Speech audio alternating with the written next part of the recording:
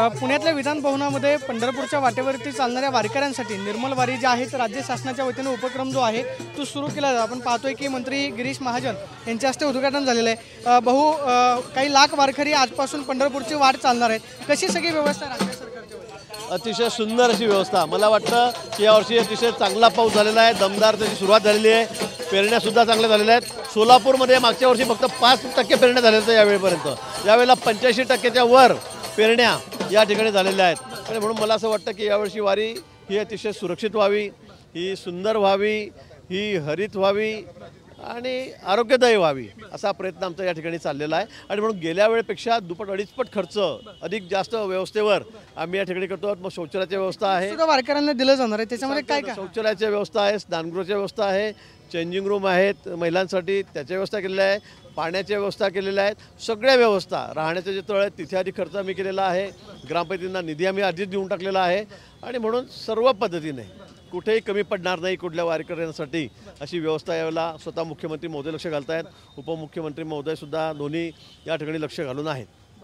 किटसुद्धा वारकऱ्यांना दिलं जाणार आहे, त्याच्यामध्ये साधारणतः किती किटचं वाटप आपण वारकऱ्यांना करणार? आता हे जवळपास 3-3.5 हजार किट आहेत की जे आम्ही वारकऱ्यांना वाटतो आहे। हे फर्स्ट एड बॉक्स आहे, याच्यामध्ये सध्या म्हणजे अशा सगळ्या गोळ्या आहेत, याच्यामध्ये काय काय तुम्हाला लागणार आहे, तुम्हाला कुठे त्रास झाला, पोटदुखी झाली त्याच्यासाठी आहेत, कुठे जुलाब झाले, कुठे काही डिहायड्रेशन झालं तर त्याच्यासाठी आहेत, हातपाय दुखायला लागले तर पेनकिलर त्याच्यामध्ये आहेत, लावायला काही ऑइंटमेंटसुद्धा आहेत, हातापायाला ओरल आहे त्याच्यामध्ये, ते सगळं आहे। आणि म्हणून याचबरोबर 300 आमचे बाईकस्वार आहेत की त्यांच्यामध्ये मोठं किट बॉक्स त्याच्या मागे हे आपण आता बघितलं असेल ते बांधून दिलेलं आहे आणि ते या पालखीच्या सोबत चालतील। कोणाला आवश्यकता असेल तिथे त्याच्यावर मदत करतील, शुश्रूषा करतील, नसेल होत तर त्यांना 108 पर्यंत पोहोचवतील, 108च्या माध्यमातून जर गरज असेल तर त्यांना हायर सेंटरला पोहोचवतील।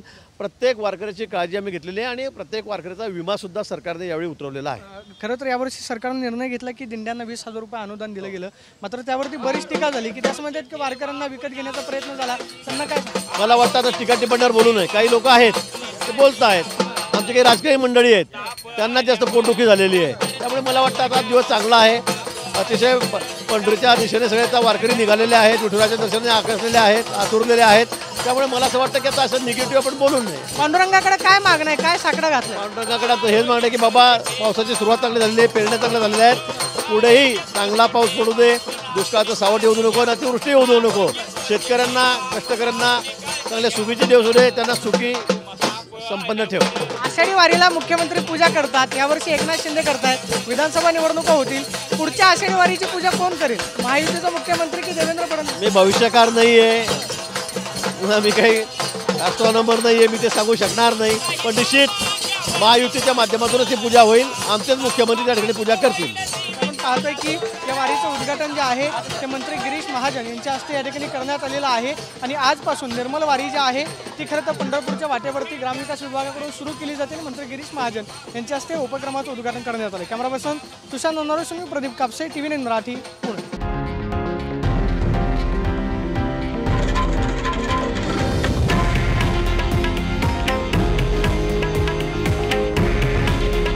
हे आहे देशातील नंबर 1 न्यूज नेटवर्क आणि आपण पाहत आहात TV9 मराठी।